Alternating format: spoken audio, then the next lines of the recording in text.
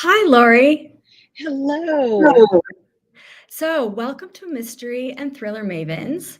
If you're new here, we hold pre-launch Q&As with mystery and thriller writers every Monday for #Mystery Monday because Mondays can be murder.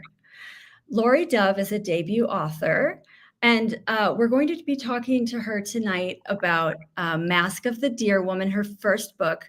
But first of all, I just want to say that my name is Danielle Trussoni, and I'm sitting in for Sarah DeVello, who is usually here. It's really an honor for me to be here with you. Where are you? Where are you right now, Laurie? I'm in Kansas. And have you always lived in Kansas? I just want to give people a feeling Oh, about you and your life and where you're from.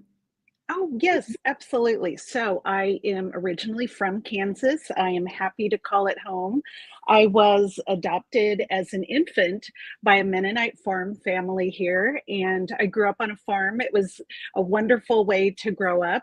And I have Indigenous heritage through my birth family, and I am happy to still call this area home. I was previously the mayor of the town that I've lived in now for 20 some years, Valley Wow, Center. Yes, that's so amazing. it's a lovely, lovely community. Well, so I grew up in the Midwest too, so I'm a fellow Midwesterner, sort of. I'm from Wisconsin originally. Oh, Wisconsin people are so, so nice. We've Oh, had thank you. I'm wonderful visits there. For those of you who can't see me, I'm blushing. Okay, so let's talk about your debut novel, Mask of the Deer Yes. Woman. Laurie, your protagonist, Detective Carrie Starr, moves to the reservation where her father was raised in the wake of her own tragedy. In your book, Missing and Murdered Indigenous Women.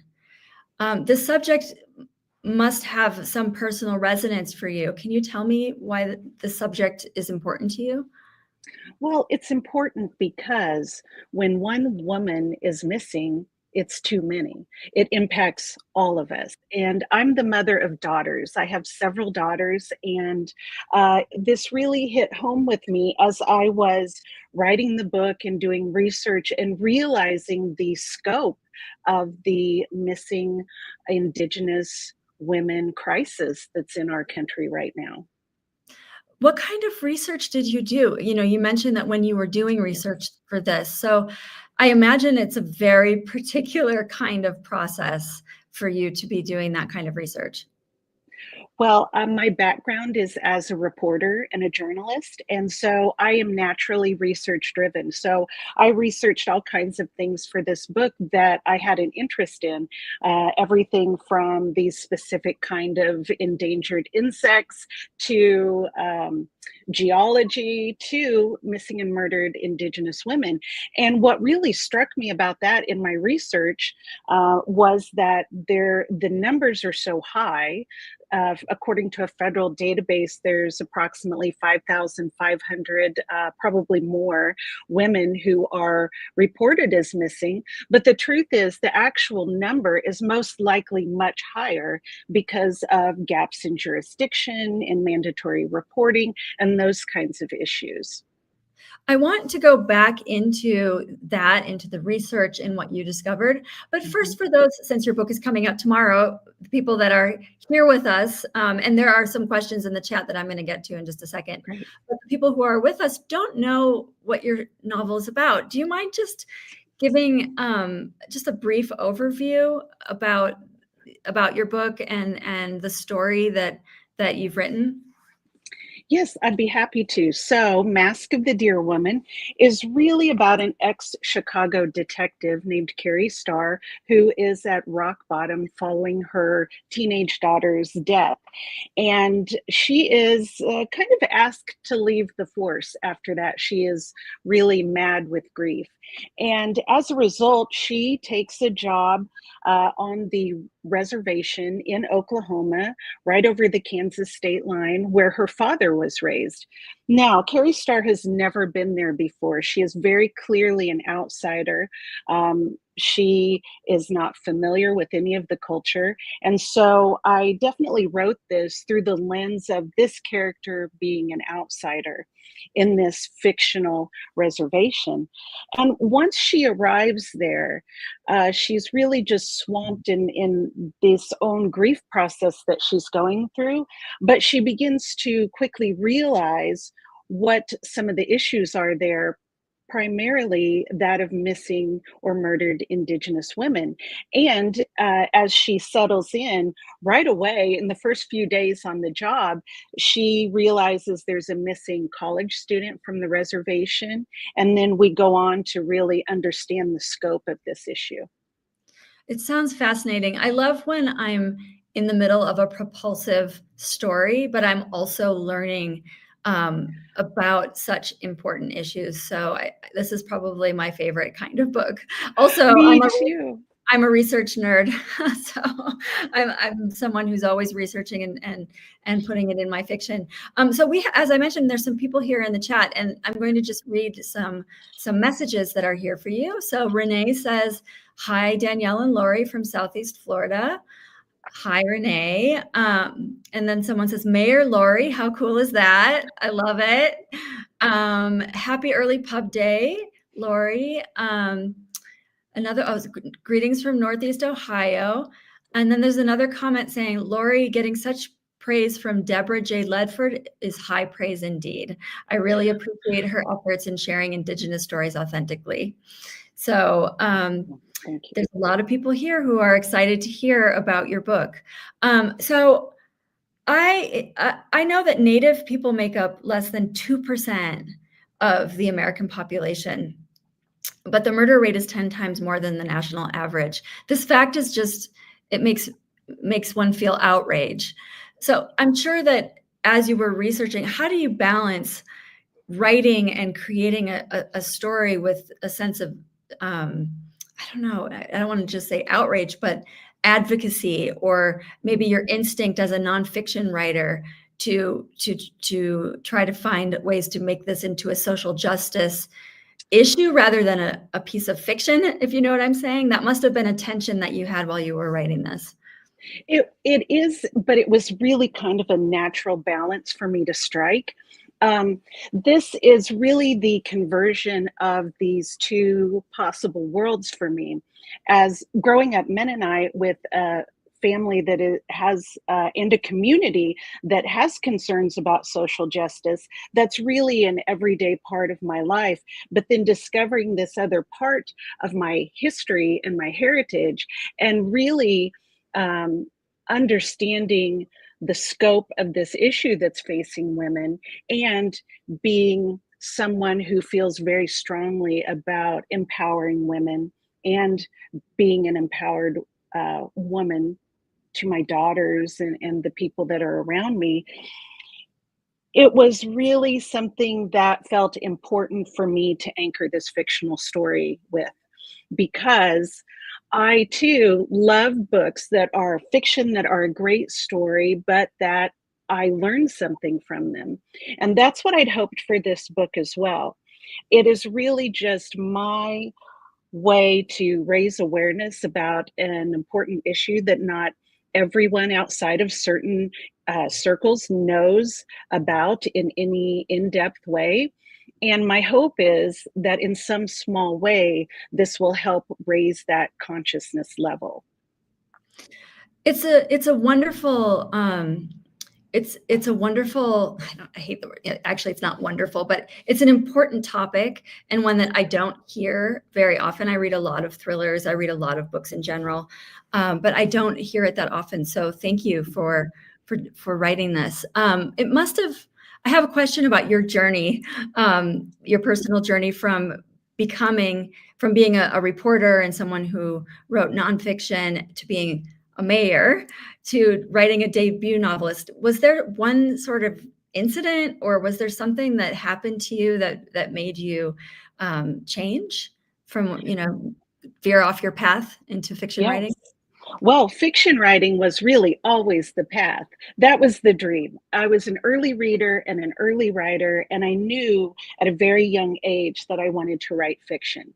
And what was really a revelation about it was the first time I read a book as a young child that had both all the wonderful qualities that books have, but also real life things that I was interested in as I was growing up. And I thought, aha, this is it, because I'm curious about everything. I'm interested in so many things. And this ability to explore those things through fiction, I think, is a very special thing to be able to do. Now, I became a journalist because I really care about telling people stories. And as a journalist, that felt like important work. And I stayed in that line of work for a long time. And I felt that it was very rewarding. And as I became more and more a part of my community, and the older I got, I think I really developed this greater sense of compassion for the world around me. And that led me into service as the mayor of my town, because I really felt compelled to try to improve the place that I am for all of us. And, I do feel that parts of that carried over into the writing of this novel. I graduated with a master's degree when I was 50. And I did that degree because, one, I love school, I love researching and all of those things. And to be able to read and write and talk about craft all day was the time of my life. But it gave me the structure and the time to block out to write a novel. And my goal was to leave the program with a novel written. And that's what I was able to do. Because when it's not something that at least for me, when I didn't know how it would be received, I didn't know how it would turn out. And I really enjoyed that quick turnaround of journalism and being able to see that impact fairly quickly. And so writing the novel always got pushed to the bottom of my list. So I knew that it felt important to me to be able to make time for it. And that was really the shift. Yeah, but once you sort of get that in your system, it's hard to let it go, I imagine. Now that you've had that time, that your MFA program gave you, and you've gotten into the rhythm of writing fiction, is there another book in you? Do you see yourself writing more fiction? And if so, do you feel like giving us a little hint about what that might be? Oh, I would love to. Thank you for asking that. Well, I'll never stop. And that was the point when I was writing, when I had written this book and I was sending it out. I thought, I'm going to send it out, but I'm not really going to think about that. I'm going to write the next book and the next book and the next book, because I want to write books for the rest of my life. And whether or not this is received in a certain way, that's what I'm going to do. So there is actually, I'm happy to report, a second book and potentially a third. So I'm on contract for 2 more novels, and this will now be a series. So I'm very excited about that, because Carrie Starr, this main character, she's complex, she's complicated, she's sometimes frustrating, and she has a lot of potential for personal growth. And I'm excited to see where she goes. I'm excited to see where she goes. That's great news. I'm glad I asked you that question.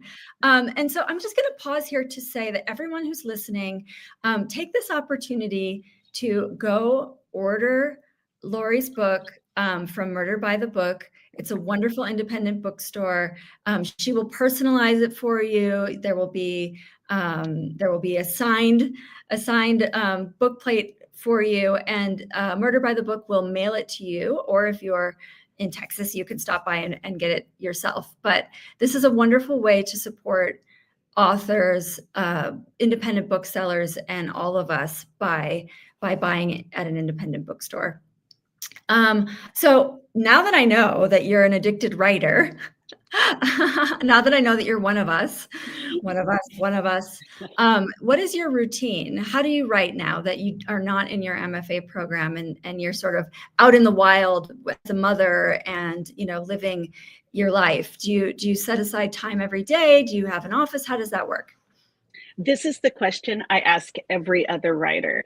And this is always what I'm looking up about other writers. I love this question. And I think the truth for me is that I'm still trying things on.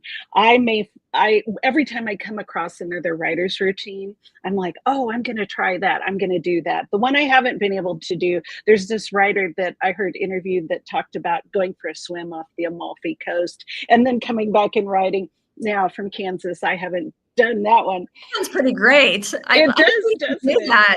Let's go jump into the ocean and come back and write another chapter. Yeah, it does sound kind of inspiring. But what I like to do, I get up and write. Actually, the first thing I do, I read in some kind of craft book. I am just in love with the study of writing. And I find I have a whole, well, a couple of shelves of craft books, and I haven't read them all, but I've discovered that um, I can walk over there and somehow pick the right book for the right time in my life. And as I'm reading it, I find things, oh, I'm going to practice that in what I'm writing, or, oh, that's, it's very inspiring. So I do that first for about, 45 minutes or an hour, and then I write. And I really try to get in a solid, 6 hours. And not all of that is writing, but it is a lot of thinking. I find that the hardest distance to bridge is from the brain to the page. And I often hold these thought auditions where I'm taking a character down the path. I ask a lot of what if questions. And so some of that time is really spent what looks like staring out a window. And then I have a lot of writing time as well. I usually write about 1,000 words or an hour or so. So it doesn't take too long for me to get a lot of words in. But the trick for me is the decision making. That's what takes the longest. When I know where I'm going, then I really am able to get there. But when I was writing the first book, I really had to almost trick my brain. So I would assign myself things to write, and then I would be able to write it. I had to sort of take my doubt out of the equation as a first time novelist. I love that. So, to take the doubt out, did you make a schedule for yourself or an outline? Like, did you set up sort of expectations that you had to fulfill? I don't know. I'm fascinated by what other writers do too, which is why I'm asking you all these Yes. questions. No, these are great questions. Well, I think I did it all backwards, but it worked for me. So I wrote a short story. And when I wrote the short story, I wrote the ending first. And that ending is still almost exactly the ending that ended up in the novel. But once I'd written the short story, that's when I knew just immediately I could spend a lot of time with this character, Carrie Starr. And so I kind of deconstructed that short story as the framework for the novel. And it was a very simple deconstruction, basically just a beginning, middle, and end. And then I wrote it. And I wrote it fairly quickly. At one point, I wrote the middle of the book. I wrote like 60,000 words in 4 days in the middle. I just had What? to. Hold on a second. Hold on. What? Yeah. Oh, no, it was ridiculous. I don't think I should do it again. I got a shoulder injury from my laptop. Like it was a little wild. Yes. But I had to just sort of muddle my way through the middle of it because I couldn't figure out how to do it. And the only solution was to write. Getting through. Wow, I'm so Yeah. impressed. That's an amazing story.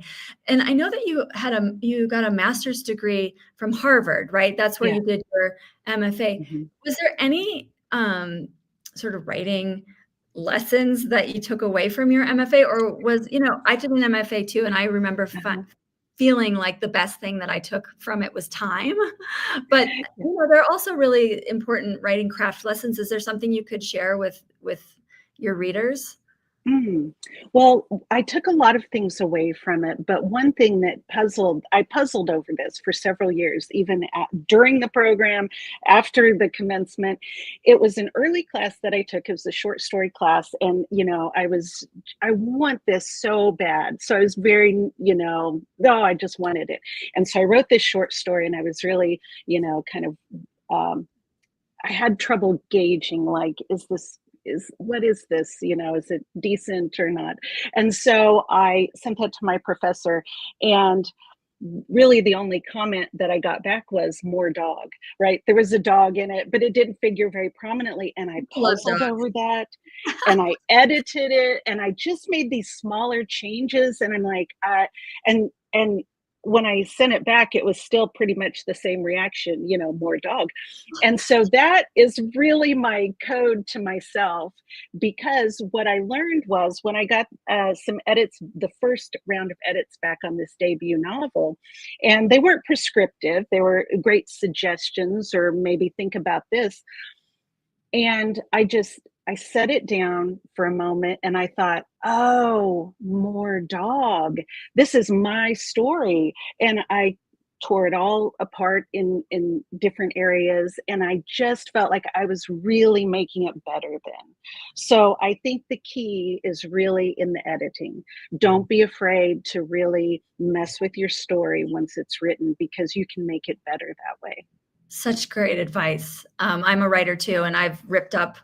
I remember with my first novel, I had it written, and I took it chapter by chapter and laid it out on the floor of the living room, and ended up moving the chapters physically around, and then putting it back together and rereading it.